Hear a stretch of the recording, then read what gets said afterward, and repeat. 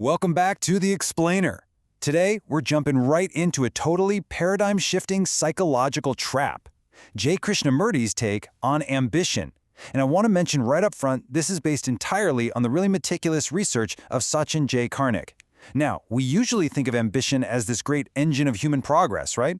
But what if our most selfish desires and our most noble causes are actually just two sides of the exact same coin? Well, let's find out. To wrap our heads around Krishnamurti's approach, we first have to draw a line between two totally different versions of the I that we all carry around every single day. Think of it kind of like a mirror. On one side, you have the transactional I. This is completely practical. It's functional. You literally need it just to navigate the world. When you say, "Hey, I'm driving," or "Oops, I burnt the toast again," that's your functional I at work. It's just a practical reference point.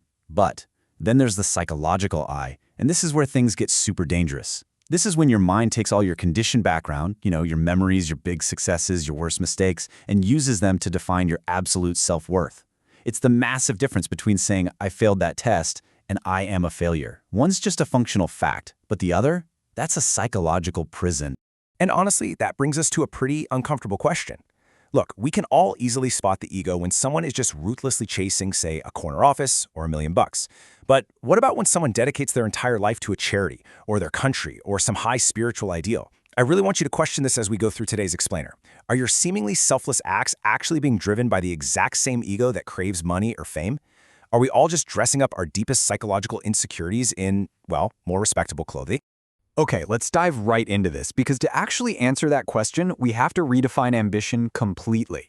In Krishnamurti's thought, ambition isn't about progress. It's not about just getting things done. Ambition is fundamentally defined as the psychological urge to become something other than what you presently are. It's this frantic, never-ending wheel of becoming. And the crazy thing is, it's not driven by a genuine love for what you're doing, but rather by an inner feeling of insufficiency. It's the mind desperately seeking fulfillment or significance or security purely because it feels, at its absolute core, that it just isn't enough.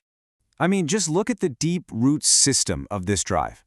This is where ambition actually grows from. It stems from loneliness, from this deep fear of insignificance, a gnawing inner hollowness. It's that terrifying sense of being a nobody and having this desperate insecurity about your own worth. Our minds are terrified of this inner emptiness. So what do? We frantically try to cover it up with achievement. We don't just want to do something, we desperately want to become someone, all because we're secretly terrified of being nothing. So, that brings us to the very first mask of ambition, personal ambition. This is the form we all instantly recognize, right? It's the direct, naked expansion of the self, the relentless pursuit of wealth, position, fame, being superior to everybody else. The individual openly wants to rise above others and make a big name for themselves. We see this literally every single day, in business, in school, even in spiritual circles where people are trying to out-enlighten each other for higher status. Now, what's so fascinating about the idea that if I become successful, I will matter, is the hidden logic operating right beneath the surface. The mind is making this really subtle, almost totally unconscious calculation. It's using achievement as a psychological defense mechanism. The wealth or the fame or whatever it is, that's not actually the end goal. The real end goal is protection from that deep-seated fear of insignificance we were just talking about. But here is the trap. Because personal ambition is entirely based on comparison, constantly asking yourself, am I ahead? Am I falling behind? It fundamentally isolates us. Just look at how it completely warps our reality. It turns fellow human beings into competitors that we have to beat, or just mere rungs on a ladder that we step on to get higher. It's a tragic irony, honestly. True relationships are destroyed because every single interaction is subordinated to calculation. You might cooperate on the outside, sure, but inwardly, you're always measuring, you're always positioning. This ambitious pursuit of connection actually ends up leaving the individual entirely, completely alone. But all right, here is the core twist of this whole explainer. What happens when the self finally realizes that naked personal ambition is kind of frowned upon? Well, it puts on a disguise. It's like a fake mustache for the ego. It slips right into the impersonal ambition trap. This is the cloaked expansion of the self. Think about it. Serving a nation, a religion, a political ideology, or some grand ideal, it feels incredibly selfless, right? But Krishnamurti points out that it is so often the exact same ego. It's just expanding its territory and hiding safely within a collective symbol. And this brilliantly illustrates the whole illusion. On side 1, we have personal ambition. I must become somebody. But on side 2, we have impersonal ambition. My cause must become great. Now, the self seems totally absent in that second statement, doesn't it? But it's actually just substituted one objective identification for another. So instead of my wealth, it becomes my country, or my religion, or my movement.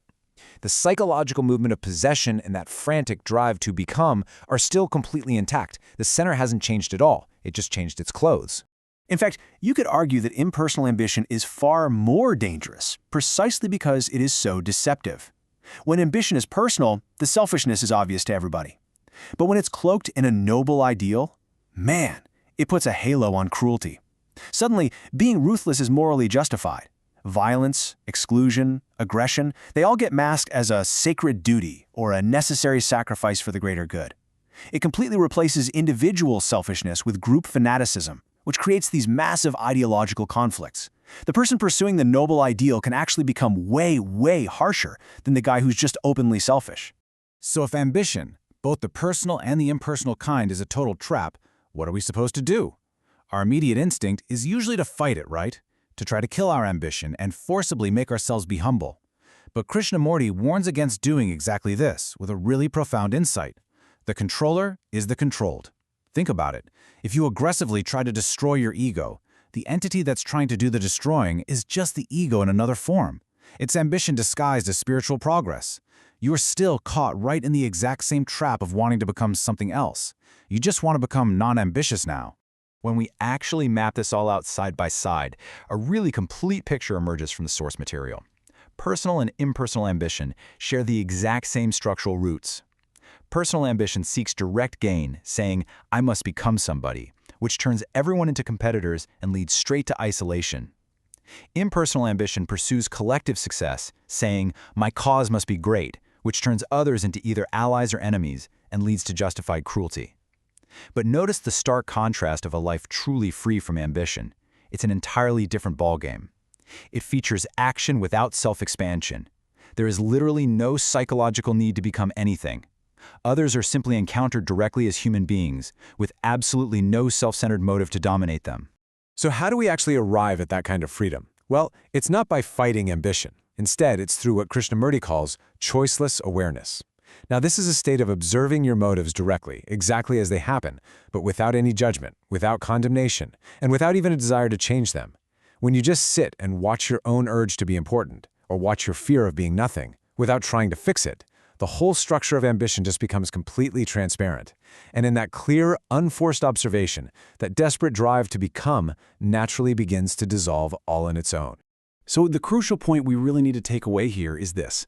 Freedom from ambition is absolutely not some lazy passivity. Not at all. It is what Krishnamurti beautifully describes as the flowering of life. It is action, but without motive. You can still do incredibly amazing things. You can do great work, but without psychological self-importance. You can achieve pure excellence without the vanity. You can be a great leader without needing self-glorification, and you can serve others without using them to prop up your own identity. It's this amazing state where true compassion operates freely, completely untethered from ideology or the desperate need for recognition. Which leaves us with a pretty profound challenge to carry forward. As you go about your day today, I want you to really observe your own mind. Ask yourself, are the actions you take today, your work, your relationships, even your most deeply held causes, are they driven by a genuine, unattached passion for life? Or are they quietly being steered by your psychological need to become somebody?